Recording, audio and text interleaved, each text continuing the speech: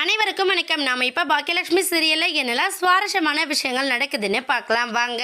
கோபி ராதிகா கூட போறத பத்தி ரொம்பவே டிஸ்கஸ் பண்றாரு. ராதிகா, நீயும் போக வேண்டாம், எனக்கு நீயும் மையும் எந்த அளவுக்கு முக்கியமோ அதே போல என்னோட அம்மா என்னோட பசங்களும் முக்கியம் இல்லையா, அதனால நம்ம எல்லாரும் ஒரே வீட்டில் இருந்தோம் அப்படின்னா ரொம்ப சந்தோஷம் தானே, இரு ராதிகா அப்படின்னு சொல்லிட்டு ரொம்ப ஃபோர்ஸ் பண்றாரு. உடனே நம்ம ராதிகா என்ன பண்றாங்கன்னா கோபிக்கு புரியுற விதமா சொல்றாங்க. கோபி, இது நம்ம வாடகைக்கு இருக்கிற வீடுன்னு மட்டும் நீங்க நினைக்காதீங்க, இது பாக்கியலட்சுமியோட இல்லம்.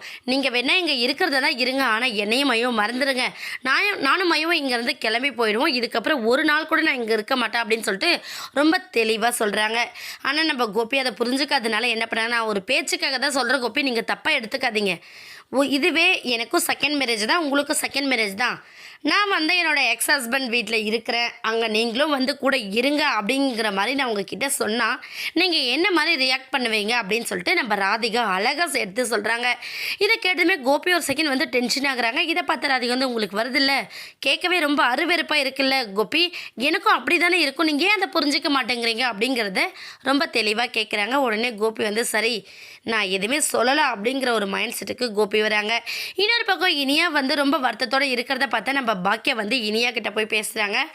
இனியா, என்னாச்சு, ஏன் அப்படி உட்காந்துட்ருக்கா அப்படிங்கிற மாதிரி கூப்பிட, உடனே இனியா என்னம்மா என்னை திட்ட போறியா, சண்டை போட போறியா நீ அப்படின்னு சொல்லிட்டு நம்ம இனியா கேட்குறாங்க. இனியாவுக்கு ரொம்ப பக்குவமாக அழகாக எடுத்து சொல்லி புரிய வைக்கிறாங்க பாக்கியா. ஏன்னா உன்னோட டேடி இப்போ உன்னோட டேடியாக மட்டும் இல்லை, ஏன்னா அவர் சில காலங்களுக்கு முன்னாடி எடுத்த முடிவோட தொடர்ச்சி தான் இப்போ தொடர்ந்துக்கிட்டு இருக்குது, அதை யாராலையும் மாற்ற முடியாது. அவருக்குன்னு ஒரு ஒய்ஃப் இருக்காங்க, ஒரு குடும்பம் இருக்குது.